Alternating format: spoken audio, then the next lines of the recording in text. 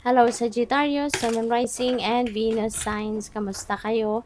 Sana po ay nasa mabuti kayong kalagayan. Welcome back po sa Star Tarot. At kung bago kayo rito, welcome din po kayo. Please subscribe, like, share my videos, and leave me a comment kung nakaresonate po kayo. Thank you.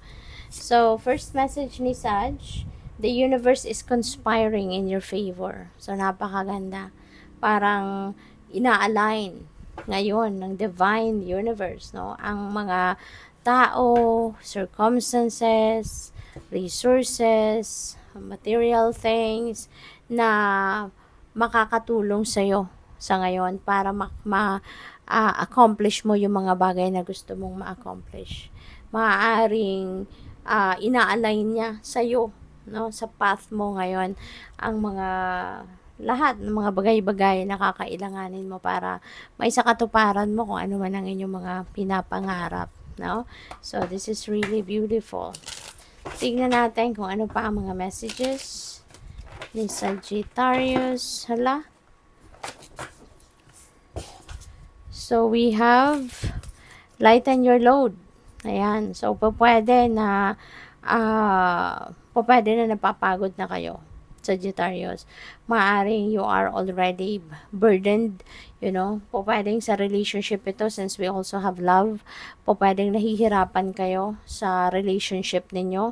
Pwedeng nagkakaproblema ang relasyon ng iba sa inyo, pwedeng ganon.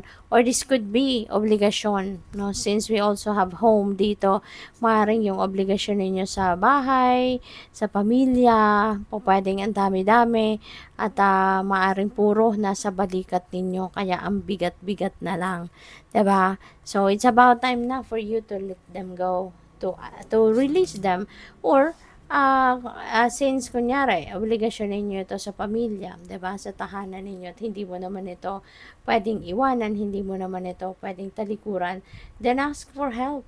Okay? Now is the time that you need to ask for help, ask for assistance, okay? Para na maayos ito. Kasi you don't have to carry all the burden, 'di ba? Sigurado naman hindi lang kayong mag-isa, 'di ba? Sa bahay nyo. Hindi lang kayo nag-iisa na nagtatrabaho para sa pamilya siguro. So whatever it is, no, that is burdening you, ask for help from other people. Kung sa tahanan ninyo yan, ask for help sa mga kapamilya ninyo as well. Okay? So, we have Knight of Cups. Ayan. So, si Knight of Cups, this is about apology, no? So, baka ang iba sa inyo rito, baka magsorry. Maaring merong mga nakagawa ng hindi maganda sa'yo in the past.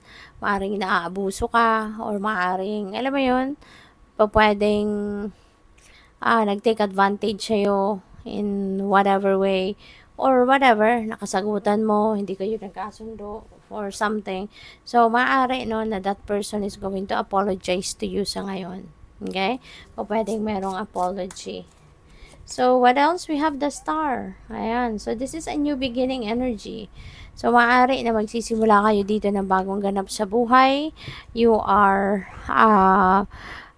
succeeding sa pagharap ng isang sitwasyon sa buhay mo na medyo nahirapan kayo, at ngayon, babangon kayo from that difficult situation, at ngayon bibigyan kayo ng universe ng isang bagong pagkakataon, 'di ba?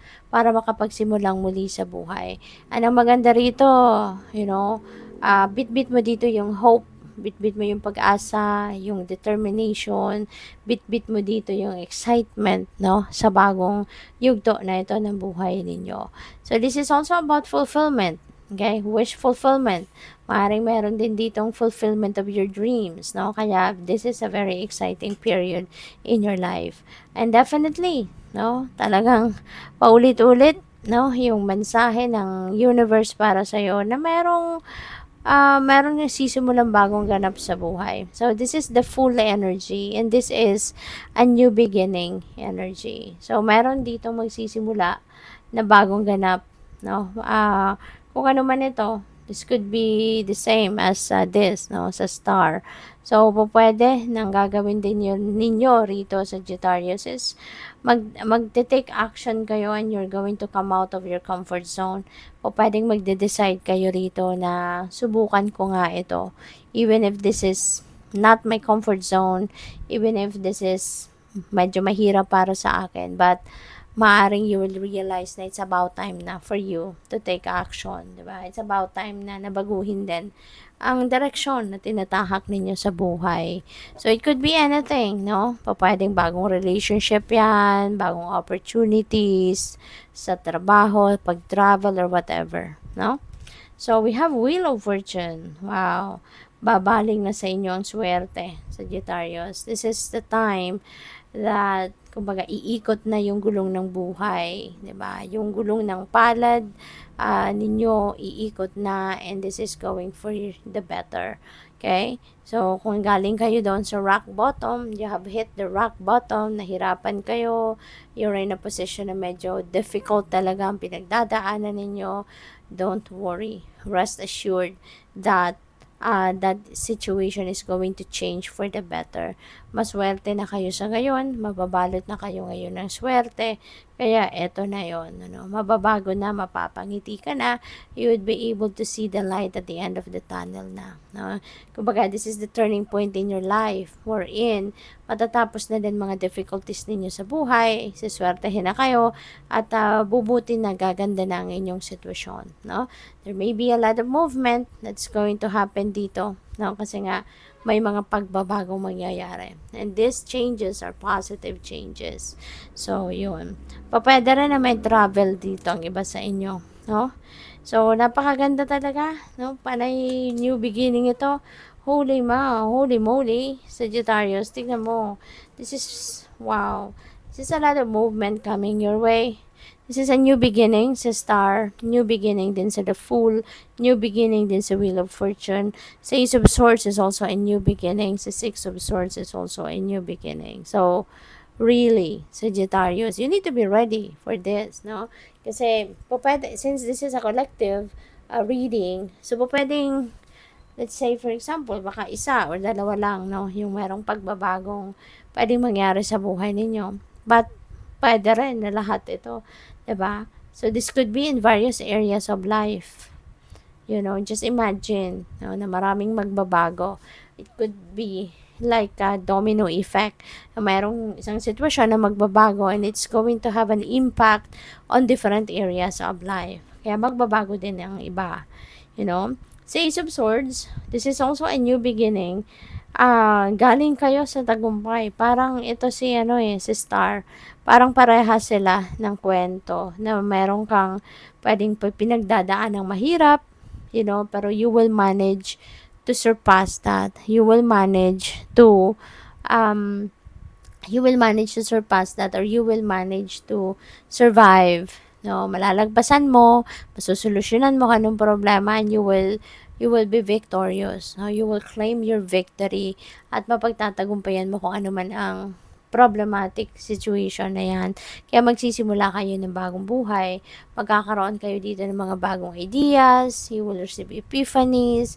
You will have enlightenment. You will have clarity of thought. Kaya magkakaroon ng linaw, no, yung isipan ninyo, and you will know kung saan kayo patungo or kung ano na yung kailangan ninyong simulang bagong ganap. So, we also have the Six of Swords. Six of Swords is about also new beginning. Kasi meron kang iiwanan and meron kang pupuntahan at sa dadatnan mo, doon ka magsisimula ng bagong buhay. You are going to start a new chapter in your life. So, yun, this is going to be promising, very promising for you, Sagittarius, kung saan ka man papunta. Kasi, ang iiwanan mo dito, isang magulong sitwasyon, isang mahirap na sitwasyon, at papunta ka doon. No? Sa kung saan ka magiging masaya, you are choosing yourself dito, you're choosing your life, 'di ba? Yung harmony, yung love, yung peace, yun ang pinipili mo dito. Kaya papunta ka sa kung saan man na magdudulot sa'yo ng isang magandang pakiramdam, isang magandang sitwasyon, makakapagsimula ka ng bagong buhay. So, pupuwedeng may travel dito, pupuwedeng may relocation, maaaring merong maglilipat dito ng trabaho, ng employer, ng career, yung gano'n. So, good luck sa'yo. Thank you for watching. Love and light. Namaste.